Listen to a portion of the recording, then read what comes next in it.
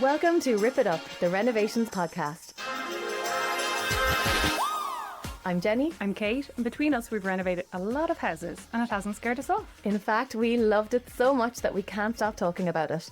So in this podcast, we will give you all the tools and info that you need to tackle your own renovation like a pro. This is episode 40, and to celebrate, we're playing our top 40 hits, a rapid fire discussion of our favourite highlights from each of our previous episodes. Before we dive in, we have an ask of you. We want to grow and we want you to help us to do it by sharing this episode with somebody that you think would enjoy it. Thank you so much, and on with the show. Welcome back to the podcast. Hi, Kate. Hi, Jen. Episode 40. Episode 40. 40 big number this year, isn't it? I just turned 40. You just turned 40. I turned 40 a few months before you did. We're on episode 40. Yeah. 40 is going to be our lucky number. It is, yeah. It is. I can feel it. Yeah. And both my kids off to Montessori tomorrow, so I'm like, it's a bit of a milestone. It is a milestone. Like I have half my days left, back. You won't know yourself. Yeah, I know. So I thought, being episode 40, it is a little bit of a milestone. I thought it might be good as a summary kind of episode, because we have a lot of good stuff in what we've recorded so far. Yeah. So we thought that maybe a summary of that for anyone who's slightly new or maybe hasn't made their way through all 40 episodes. See what this is like your cliff notes. Should they go back and listen? Your quick fire, rapid round. I'm going to pull out. I love this idea. I think, well done. You're a genius. It's going to be so fun to record. Okay, so we've gone through all of our previous episodes and pulled out like our number one kind of highlight each from each one. And we're going to spend a minute max on each one, and strap in. It's going to be quick. It's going to be quick. Get your notebooks at the ready, because this is going to be gold.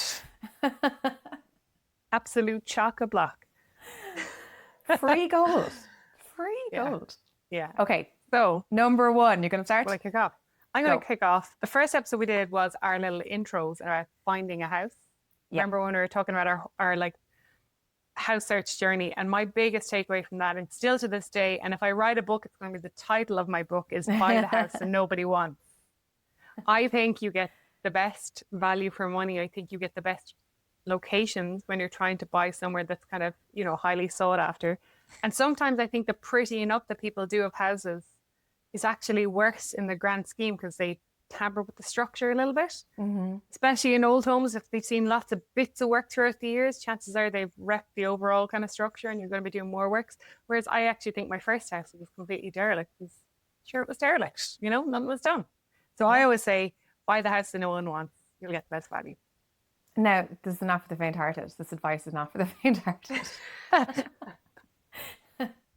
But if you're up for a challenge, I totally agree. Don't be scared off. That's all I'll say. Don't be scared off. Don't be swayed by just fresh paint everywhere either. That's the main thing. Yeah.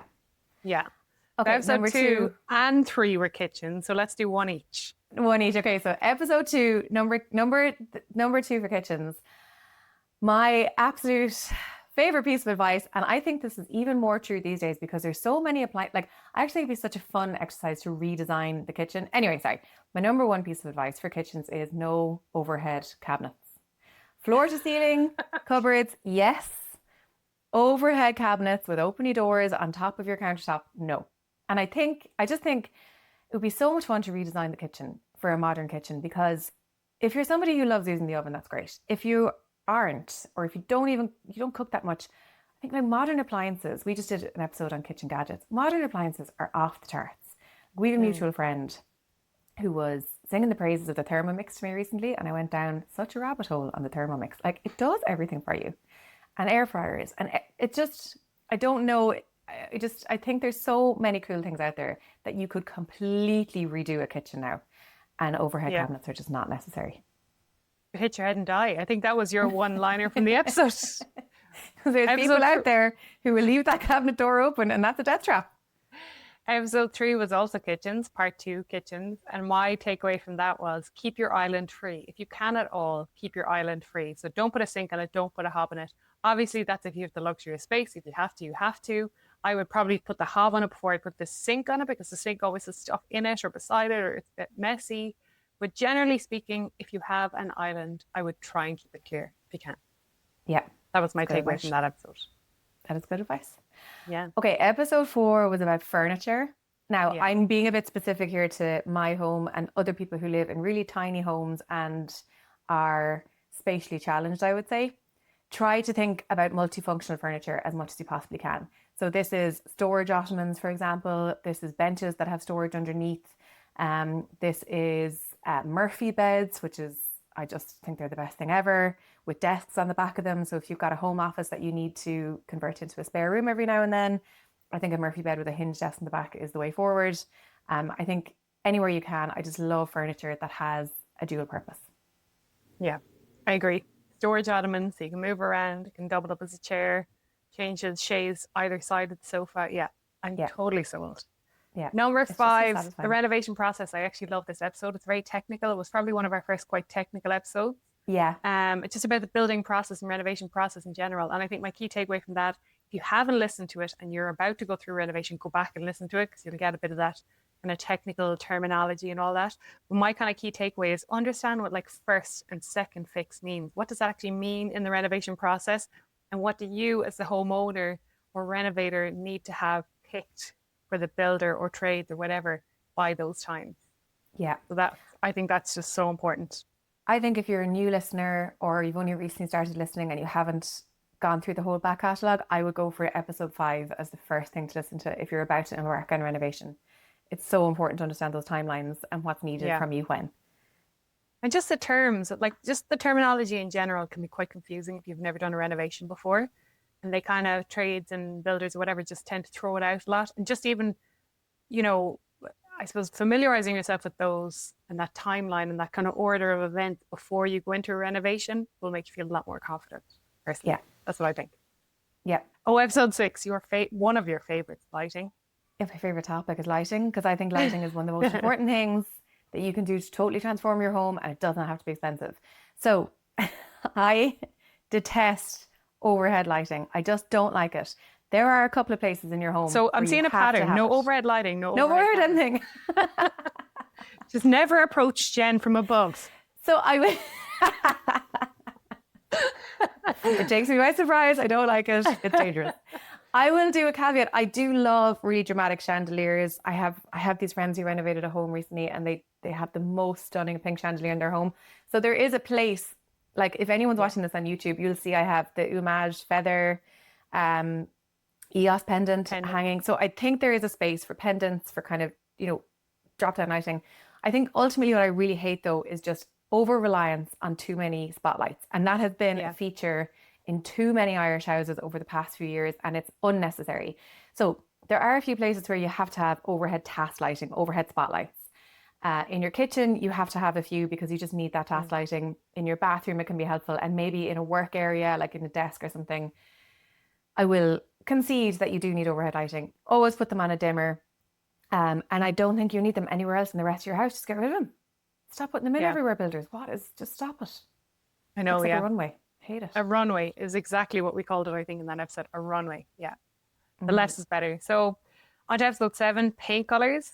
Oh my God. I learned this in this house because we have south facing extension, and oh my God, like colors I loved before were like yellow, and like the undertones came through so strong. So in terms of paint colors, and I get questions from people, but like, what color should I paint my living room? And I'm like, I don't know what your living room looks like, you know, so I couldn't answer that question. And I always say, test the paint in every room, even if like your little trick painted on a big A3 sheet of paper or something, that you can bring it through into the different rooms, bring it into the different rooms you're going to paint in at different times of the day. And even on sunny days like today, or like really cloudy gray days, that color changes so dramatically at different times of the day, you know, and different weather days, whatever. So that's what my kind of key nugget, I suppose, would be from that paint episode. Yeah, couldn't agree more. You'd one like tiny little nugget from that episode that I love too. It doesn't really work for like pale paints, but for any darker paints, you'd a tip to take a little bit and put it into plain white kind of paint, and that will reveal what the undertones are. So did you have like a dark brown color and it dark brown that came out lilac? Yeah. Lilac, yeah. That's So really, really much. good. There's so much kind of purple in the undertone. So it was almost aubergine when you painted it and really liked. But like when I put a drip of that paint, thought I'd get a beigey paint and it went out completely lilac. It's crazy. Undertones are Yeah. so important. Okay, episode 8 was Yeah. bathrooms. My beef with bathrooms is that vanities are the biggest Rip rip-off off. of all time. I don't understand why they're so expensive. Yeah. I don't understand why there aren't more models available. They're just bloody MDF, like slapped together. They're not much better than the carpets of your kitchen. So my advice, my key tip from that episode in your bathroom is to buy a very, very plain, cheap vanity, potentially from IKEA. You can put whatever countertop on it you want and then pimp it out with nicer handles, nicer legs. I got all mine from Superfront. And spend your money in doing it up. Don't overspend on some crappy vanity. You had a great one where you got a second-hand. agree. I hate overpriced vanities. They are just They're not so worth it. I expensive. don't understand. It's an absolute racket. It's a racket. It's a racket. You had a great tip yourself in that episode because you bought a second-hand, gorgeous credenza kind of like it was actually an antique, washstand. washstand. It would have been the old school washstand, so you would have had a jug and a bowl on. Yeah. I just plumb that. That's a really cheap way of doing it. You get those for like a couple of £100. Yeah, all you And need to do just is you need to plumb cut a through it. hole in the top to plumb through it, and then you need space for the piping through the back. You might need to cut into the drawer a bit or whatever's underneath it. Yeah, that's a great one. Next Love episode was another mine. painting one, but I loved this. Was it our first guest? Yeah, I think it was, our yeah. first guest. Yeah, and like I just loved that. It was a real technical episode again about painting, the absolute experts in kind of painting and restoration. Farley and Co., the lovely Rachel and Alan, and Alan's tip. It was a tip, kind of. Would you call it a tip? But he just said, I think it's a tip. I don't think everyone painting knows it. should be 70 to 80% prep and 20 or 30% actual painting. And I think that'll take a lot of people by surprise because people think like you just mask the room up and start painting. Absolutely you don't. You fill, you sand, whatever. And I can attest to that because Farley and Co were here for weeks before they actually painted the house, you know? There was so much prep done, like masking the place off, sanding, filling, sanding again. Like it was just... He was big they on really sanding, wasn't stand he? to Did he that, sand yeah. like 3 times? Yeah, something there like was that. like, Paint, and sand, they prime even sand, paint it prime and then sand, sand it back sand. again. Yeah. And so 70 to 80% prep. It's all about the prep painting. Yeah. If you have a good surface, the paint will look better. If you don't, it'll look crap. So that was my key takeaway from the painting episode. It was a great tip. They were lovely. I loved them. Yeah, they were so nice. They're such pros. They're brilliant. Yeah. Okay, number 10, we were talking about flooring. I'm going to give a shout out to my personal favorite flooring on the planet, which is LVT, luxury vinyl tiles. I absolutely love them. If you're somebody who prefers wooden floors, that's absolutely fine. If you're somebody who's looking at laminate or other different styles of flooring, really strongly recommend LVT. It works brilliantly with underfloor heating. It's basically bulletproof. Like I was told I could have a bonfire on mine. I haven't tried that yet, but I've tried everything else. I have a dog, I've dropped things, I've whatever. It's the easiest thing in the world to clean. It goes in the kitchen, which I love. So I've just the same flooring all throughout my downstairs. I love it. I've Moduleo as my brand. They were a lower cost option and they use a lot of recycled materials as well. So that's my big number tip for flooring. Yeah, that was a great one actually. I totally agree. And it still looks great to this day. Yeah. Our next episode, number 11, is windows and doors from experience. This is something that's very big in a renovation. It's a big, important piece of the renovation because a lot of things have to come together and work together. We kind of went with a supplier in our last house that was kind of promising us a lot, but we hadn't seen, I suppose, that exact style of windows, doors, or whatever before. They hadn't done it before. They were an absolute disaster. Never came back to finish our windows. We ended up only paying 50% because they never even bothered coming back to get the other 50% because they were such a shambles. Yeah. So much so like that the handle of the doors came off of my hand when I was like heavily pregnant. I fell on my butt in the kitchen. So like all I can say about windows and doors is it's a very important piece. Use a reputable company and ask around. If you haven't heard about them before, make sure you get a few references or see jobs they've done that have been in for longer than a few months, you know. And if you can at all with windows and doors, hold a bit back until the install is fully complete because you know, there's a lot that can go wrong in windows and doors. So just use someone reputable would be my tip. There's certain things in a house that I really think you can scale back on budget wise, and that's definitely not one of them, because it's way too expensive to go back and redo it if it's not right. It can just very cause hard, and leaks. Anything that might potentially leak, you just don't scrimp on that. Yeah. Agree. Agree. Oh my God. Number 12. Come on. The queen. Storage. My favorite topic aside from lighting is storage. Yeah. I just love finding little nooks of storage. So my favorite thing that I did to both save and also just really, really get what I wanted in the storage world was in my wardrobes. I found wardrobes quite difficult. It's hard to get really, really nice wardrobes because, like, first of all, amazing wardrobe designers or amazing designers, like furniture designers, don't tend to do wardrobes because they're not very much on display in houses. You get like beautiful tables, beautiful chairs, beautiful whatever, not so much in the wardrobe. So I found it really difficult to find. It's kind of one of the last things I designed for. I was getting quotes at like 5, 6, 7, 8 grand for like the sliding kind of slide robes, not necessarily that brand, but like, you know, sliding door wardrobes. So I decided not to go with any of those companies. I got the Alpha system, which I bought from the Organised store in Dundrum. There's also a similar system at IKEA called the Bow Axle, I think it's called. This is like, you buy one horizontal rail, and you screw it in to the studs in your wall, and then literally everything else hangs off that rail, and it is infinitely customizable, and you can design it whatever way you want. And then I just had doors. My builder got doors made in the paneling center, sliding mirror doors. So from the outside, it looks like a perfectly nicely installed slide robe or sliding door wardrobe or whatever you want to call it. And then on the inside, and I do swap it and change it quite a bit because you can like you can change out even winter, summer kind of stuff easily. because you have different things. I just like full length things hanging more often in certain times of year. Like I wear a lot of like full length dresses, kind of in day dresses in wintertime. Summertime I have more like shorts, t-shirts, whatever. So I often just swap around like the configuration. I can agree with you here. It is infinitely customizable because I went with the Alpha. When we moved into this house before we renovated, we just didn't know what the wardrobe situation was going to be. And you were like, Alpha, you can change it around. So we originally put it in the box bedroom here, which we didn't even have a baby at the time. So that was just like a little wardrobe room, and it ended up being kind of a nursery and a wardrobe room.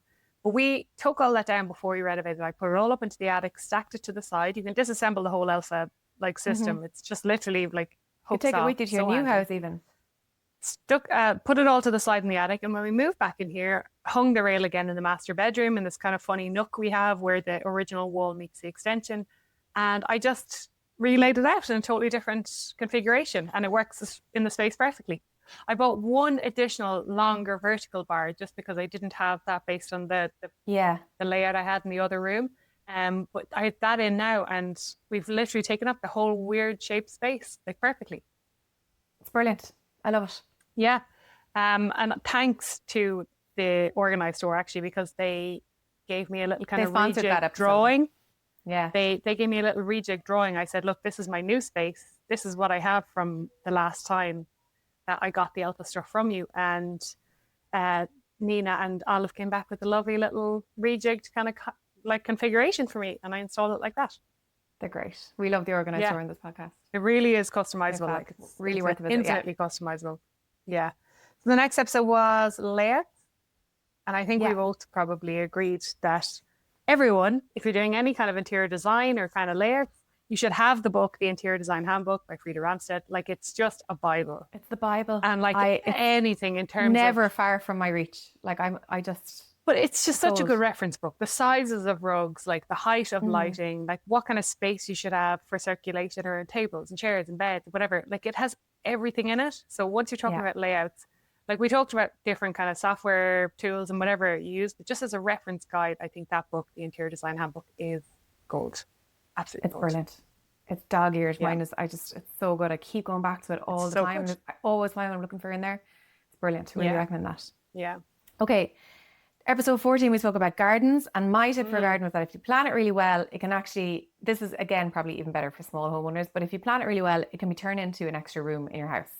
So you're like, this is Ireland. We've just come off the best summer we've had since 1996. I think, as I remember. But if you plan your garden well, if you think about awnings, if you think about heating, if you think about covering, if you think about what you're going to actually use it for, seating, dining. So mine is basically like an additional dining space if I ever need it. it can be used as an additional room in your house. So don't just think about it as an outdoor space, think about it as an extension of your living space, and how would you use it in that case, and how can you make the best out of it all year round.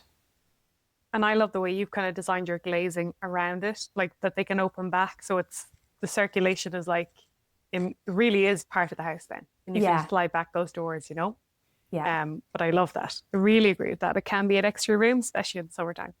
15 was thrifting. Oh my God, I love thrifting. I love searching adverts. And we spoke about this recently. I have a few little key search terms. I don't really want to share them, but I share them. But like, you know, don't be going looking for the big name stuff. If you want to find bargains, look for things like heavy, solid wood. And when you're buying and thrifting, I always think like, be willing to do a tiny bit of upcycling, tiny little bit of upgrading by a bit of light sand and maybe an oil and new varnish or stain or paint or something. And you will find way better furniture than buying new stuff for flat back prices, you know? I think one thing that comes out of thrifting and antique shopping is people are like, I think one thing that's good for people to know is that you can mix and match modern and antique. Like just because you start antique shopping doesn't mean you have to have a whole home filled with like solid wood this and, you know, antique gold that. Like you can absolutely mix and match modern and antique. So just don't be afraid to buy a few little pieces dotted through your house here and there. Yeah, I agree. 16, we covered grants. We spoke about grants. Grants is confusing. Number one tip from grants. First of all, go through the SEAI website and the Citizens Information website. They have it really, really well laid out.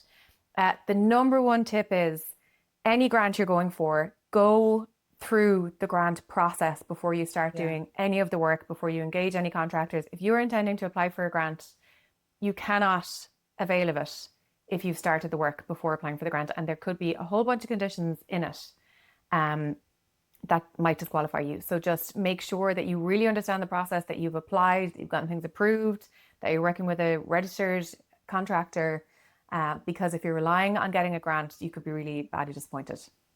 Agree. Yeah. It is worth it, but it's a tricky process, so get it right. Yeah, it's well worth it, but just be aware of the process before you start the work. Yeah. 17 was finding your style. I was thinking about this one, and the one thing that sticks in my head was yours. I think it was from Mad About the House. What's her name? Kate? Mad About the House, Kate Watson-Smythe. Obsessed with her. Love her. So she had this little thing, kind of the wedding mantra or whatever, something new, something old, something black, and something gold for interiors. And I suppose it just shows, like what you said about furniture, you can mix and match old and new. I think that's important. You don't want to have all new IKEA flatpack or all new span new furniture. There'll be no kind of character there. But then if you have all old, it can look a bit, I don't know, like a museum-y. Yeah. And then the black, I just think is it's a good kind of indication of contrast or high contrast in a room. You need a little bit of contrast, or else everything's a bit doesn't washed have to be black. Beige. It could be, again, anyone on YouTube, like there's the dark color on that bottom half of my wall, dark studio brown or something dark, something just to anchor, you know, and provide contrast. Absolutely. And then the something gold, I took that as more a flash of something, like a flash of, it doesn't necessarily need to be gold, but something that kind of stands out versus other things, you know, a little, I wouldn't even call it bling because I don't really like bling, but like, something reflective. Yeah, exactly. But that stuck in my head, that something new, something old, something black, and something gold. Yeah, that was great mantra. Any room, if you're looking at your room and you're like, oh, it just needs a bit of something, just run through that list. I just think it's a very clever Absolutely. thing. Okay, number 18 was another of my favorite topics, approaching your renovation if you're on a budget. So I was regimented about my budget because it was fixed. Yeah. And I have a budget tracker. You can download it for free. Go onto my Instagram at Workers Cottage. And the way I approached it, and the way I'd encourage anyone listening to approach their budget, is to, first of all, be incredibly detailed. And I always joke, but I'm serious, that I literally listed my toilet roll holders in my budget. And the second thing was, I went looking for everything. I put prices in for absolutely everything I could find, but I put in two prices. One was, what was the thing that I really wanted? And then where possible, I put in a second price, which was the cheapest possible alternative that I would settle for. And then as you're going through your entire budget, you put in the actual price that you paid, and you can see if you're going over, if you're going under, and then you know where you can start scaling back if you need to, or where you can splurge if you really want to. And you gave me another really good tip as well that I used for my budgeting, which was so helpful, which is like the big ticket items get 3 quotes. just get 3 quotes, because you could be endlessly searching for quotes, which could wear you out, or you could just get one and you could get screwed over. So just go for 3, and then whatever, take the average, or take the one that sounds most reasonable. Yeah. Very good. What are we on? 19? 19. Oh my God, Georgina Wilson. This was a great one. Crush. She was great. Was fabulous. If you haven't Georgina listened Wilson, to her, Australian go back and listen to her. architect. She's such an unbelievable architect. Incredible. But she kind of said some very controversial things, I would say. Yeah, on her she's not Instagram afraid at to this time. stake her opinion. And one thing Take that her sticks with me, and to be honest, I haven't put pendants over an island since then, is like pendants over your island in the kitchen can look like a warming station. And I can't get the visual out of my head. And I think she's right. Now, I do like still like a kind of a minimal enough fitting over an island, but this 3 big drop lights, all I can think of is a warming station when I see them now. It didn't take. I totally see where she's coming from, and I can. For some, I still don't mind pendants over an island though. Yeah, if they're nice and simple. Very But this kind of, there was a bit of a trend for like 3 big metallic kind of looking ones, or that were quite. They were all you saw when you came into a kitchen. And sometimes they did look like heat lamps. They were at the kind of level, they were almost blocking your view out to a garden or whatever was behind. Yeah. So I kind of agree with her on that. I still think there's a place for pendants. I'm not saying it's completely off the cards, but I think they had gone a bit not so. And I think that's where her viewpoint came in. Yeah. Yeah. Okay, number 20 was gadgets. Oh God, this was an episode, right? I was we planned this episode, and I was kind of thinking, God, I don't really have that many gadgets. I'm not really into like smart home stuff or anything. Oh my God, we could have done 5 episodes on this topic. I know, we never should have. So many gadgets. Anyway, my number one, I have so many. My favorite gadget that I couldn't spend a day without is my KitchenAid and all the attachments that come with it. Yeah. Unbelievable. It does absolutely everything. I keep saying it, like I haven't bought pasta in years because making fresh pasta is so easy. And so it's an investment, but it's so worth it. It's just something. If you think about cost per use, that thing is paid for itself. Absolutely. And like, how many people have we seen with like KitchenAids and Kenwood chefs or whatever, those kind of big stand mixes that have been around like decades? Yeah, literally decades. Like they're bomb proof. I have the pasta attachment for the Kenwood one. I have the Kenwood stand mixer, and I love it. I absolutely love this summer, I have the ice cream bowl attachment for my KitchenAid. Oh my God, it's the best thing ever. It's so good. I love it. After gadgets, we went to beds. And I love talking about beds because I actually sold beds in cases in Limerick after college. A lifetime. And I would not be without a pocket spring mattress. I always say it. I know there's memory foam and I know there's all this, but I just think pocket spring gives you like that lovely individual support without being really hot in a bed, which I think can come from full memory foam personally. So I would always go pocket spring. And if you really want like memory foam, you can do it as a topper, or you can do a lovely pillow top if you want that kind of hotel feeling mattress. Yeah. That's my top tip, I would say. Go pocket spring and go high-ish spring count. Anything over like 2,500, 3,000, you're getting quite firm again. Yeah. Or maybe, 1,500 to 2,000 pocket springs is your sweet spot. I'm with you, and I'm on the lower end of. I have pocket sprung too, and I wouldn't go with that as well. From listening to you, I'm also a side sleeper, so I like the lower end. That I'm about the 1,500 mark, I think, and that's perfect. I love it. Ideal. Yeah. Also, memory foam, I just find it too hot. I run hot. It is very hot. It is very hot for sure. Yeah, yeah. And I know there's all these different ones now where they have that cooling gel, top layer, whatever. If you're sharing a bed with someone, memory foam just gets sweaty. It just does. Yeah. Keep it simple. Oh, 10 fixes and rental was 22. Do you remember that? We were talking about this is a brilliant one. So if you're listening and you haven't listened to all the back episodes, if you are somebody who is renting and you just are sick of your house, you want to change it, but you can't make many permanent fixes, or you're like taking on a renovation and you need to live in the house for a few months, a year, whatever, before you do the actual big work, this is the episode to listen to. And I think the key takeaway here is, first of all, there's loads you can do in a temporary home to just give it a facelift and a refresh and make it livable and even warm, even if it's freezing now, for up to a year, whatever, on a very low budget. That's all easily kind of reversible. My number one tip from that episode was command hooks. Just hang everything on the wall. Command hooks are like the 3M thing. You put them on the wall. They can hang like up to fairly heavy things. And And that's unbelievable for storage. It's unbelievable for just hanging up posters or pictures or anything else that you want to be hanging around Just the house. personalize the space as well, you know, because rentals can be so, just impersonal and cold, Yeah. and you'll have your pictures up and you'll have some artwork up and stuff. So I think that's a nice one. Yeah, and then they come off and it's damage free. Just read the instructions is my number one thing. Don't just go ripping it off. Read the instructions for taking it off. Yeah. The next one was Live at the Ideal Home. Look, I wouldn't say there's any We one love the Ideal specific Home. thing here, but we go to the Ideal Home every time it's on. We're on the stage most times, so come and see us next time. But like, I just love going out to the Ideal Home show. And even as a renovator before we were ever on the stage there, I just love going down to the Ideal Home show because you can get all the suppliers in one place. If you're going through a renovation and just have your checklist of what you need to see, you might see 5 different windows suppliers or door suppliers or whatever. And just having them all in the one place and just do the legwork for a day, so worth the visit. Like the people there to talk to, and then also the products there to be hands-on, to be like, oh, that's what this window looks like, or that's what this couch looks like, or this what this fabric is like, or whatever. And you can even talk to all the experts are in grants and all that. We were talking about grants earlier, like all like SEAI and all that are always there as well. So if you're undergoing a renovation, just plan to go there, I think. Yeah, and we will be there. We'll be on stage again this October at the next Ideal Home show, so come along and see us, please. Yeah, do. Okay, the next window one dressings. Window dressings. Okay, our key. So window dressings. By this we mean like window treatments, so curtains, blinds, anything in that space. What I was given out about most in that was curtain rails and curtain rods. It's really, really hard to find good, inexpensive ones. I think it's just really, really difficult. So my number one advice for people to go shopping for curtain rails and curtain rods that look good and are inexpensive is Harry Corey. Yeah, same. And I bought them again for this house. I think they just have such a good selection they're actually really, really well priced. I actually bought a couple of sets of curtains there this time as well for my son Matthew's room. Lovely kind of blue, dusty blue cotton twill ones, a little pink pattern one for Jess's room. And I bought this lovely, I don't know, goldy kind of colour linen-y ones.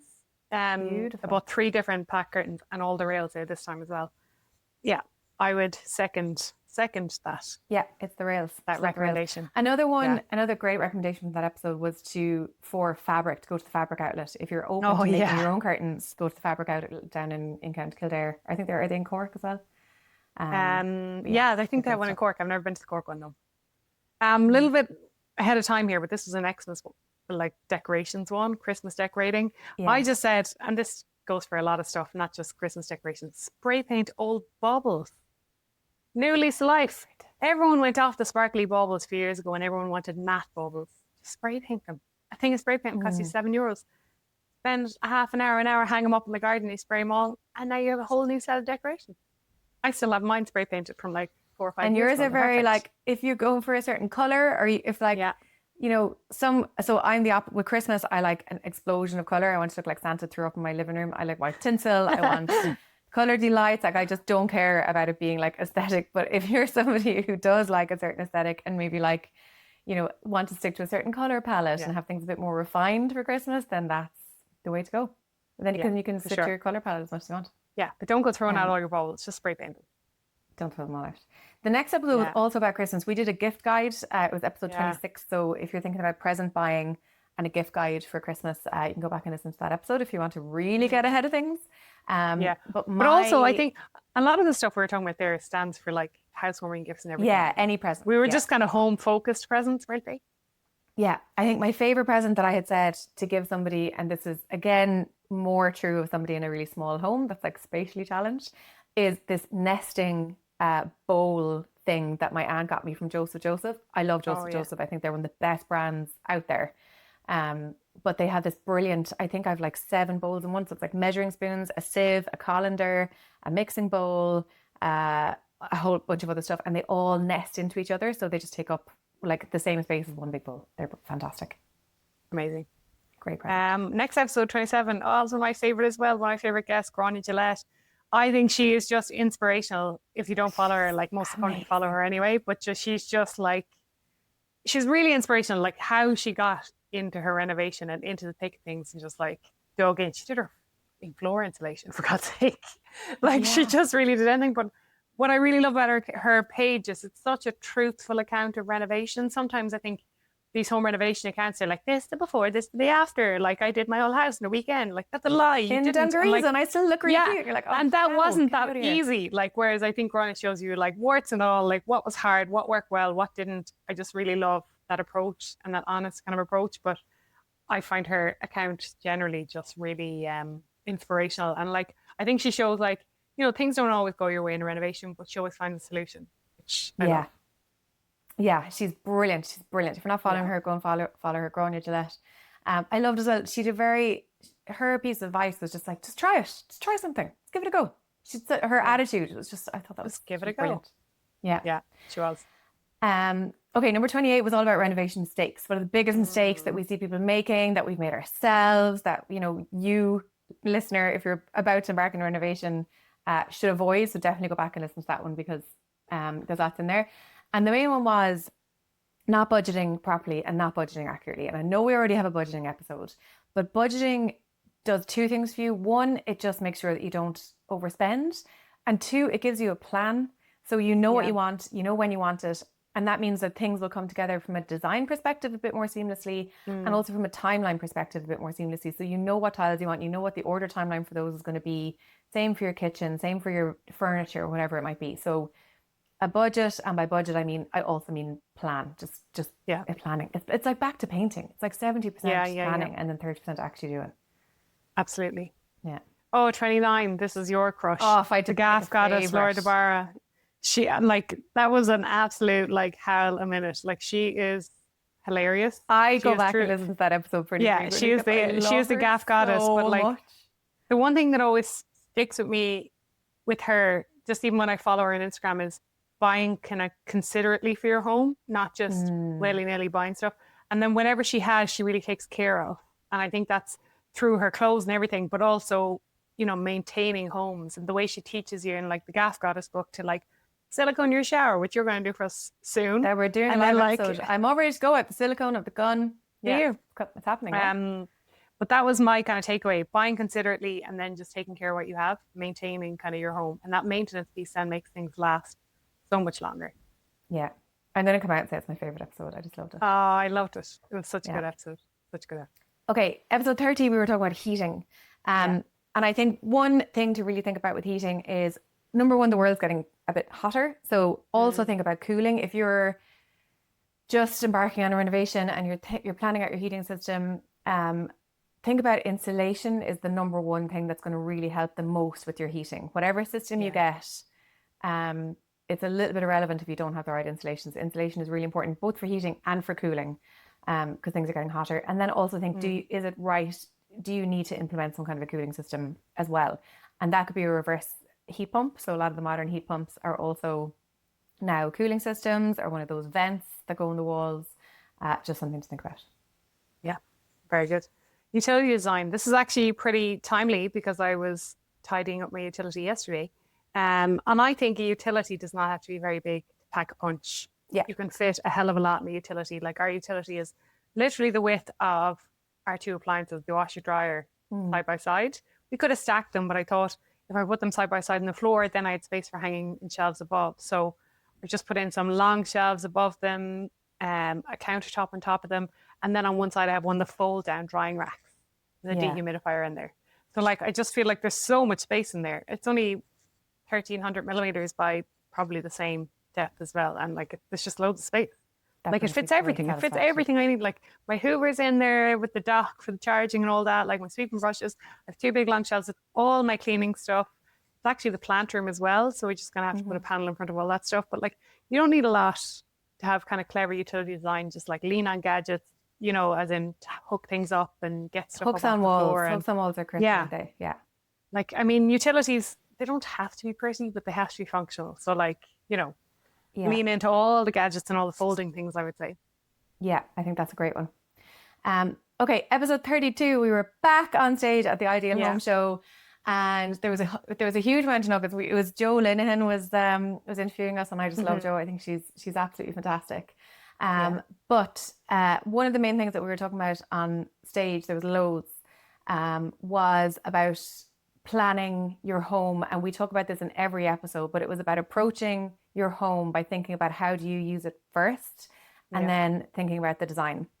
So you always talk about this as well because you've got an engineering background. I actually have a master's, my degree in human computer interaction and ergonomics. Ergonomics all about like how you use a space, and I think it's one thing we talk about a lot, but we talked about a good bit in that episode, is how do you use the home? If you're approaching your design, think about the colors last, think about the aesthetics last, think first about how do you use it, how do you move through the space, what's your daily life in that space, like how do you make sure that things you need are in reach, and just design your home for how you use it and design your room for how you use it. Absolutely. Lighting again. Oh, my nugget from this actually was think about lighting circuits. I'm feeling that a little bit now because the lighting circuits and how we plan them out. You know, we did do a walkthrough and everything, but there's a few little ones I'm like, oh, I kind of wish that was wired with that. Now that everything is installed and I just see the way they come on. But like, think about your lighting circuits, really do those walkthroughs and like how you think you'll enter and exit rooms or whatever. Think about the controls of them, you know, what ones are grouped together versus individual. Smart bulbs and smart lighting, I'm always a fan of that. You know, if you can do that for kind of complicated systems, and putting dimmers on I won't say everything, but like a lot of things, you know, bathrooms, stuff like that, living rooms where you want to be able to dim the lights and have it nice and cozy at night, put dimmers on things. Yeah, there's no reason not to have a dimmer. We talked a bit about kind of smart lighting and stuff like that in that episode as well. And if you don't have dimmer switches installed, you can buy smart bulbs that have dimmers on them. Yeah. Like all the Philips Hue bulbs, I think they can be dimmed even if your switch is not a dimmer switch. Yeah, there are some other kind of cheaper brands than Philips Hue. Yeah. And I actually bought ones for the kids' rooms because they love colouredy lights. So like you can turn it on and it flashes to the music that's on in the room and all this. They think it's great. They have little discos in their rooms. But I will say it's a bit of a pain day to day. Yeah. Because the apps are a bit shit and stuff. Whereas the Philips Hue ones, the integration is much cleaner and smoother if you do have any smart home stuff. So like, yes, you can get cheaper models. No, they don't function as well, I would say. They also fit in every light fitting. They've just expanded their range so much. So yeah, it is pricier, but it is very, very good. Yeah. Okay, episode 34, we're on the home stretch. Decluttering. Wait, I love decluttering. I love not cluttering in the first place. That's my key. Yeah. But my number one tip for decluttering, there's lots of stuff there's lots of good advice out there in terms of like one in, one out, and don't buy what you don't need, and all that's well and good. What I find though, when it comes to like clearing out your space, is that there's some stuff that you definitely want to throw away. There's some stuff that you definitely want to keep. And then there's this whole maybe pile that you have to deal with. And I think that's where the difficulty lies in people cleaning out their houses, cleaning out their wardrobes, is this stuff that's just in limbo. And they're like, what? Do I want it? Do I not want it? So my advice to you is have a box or have a bag or something for your maybe pile.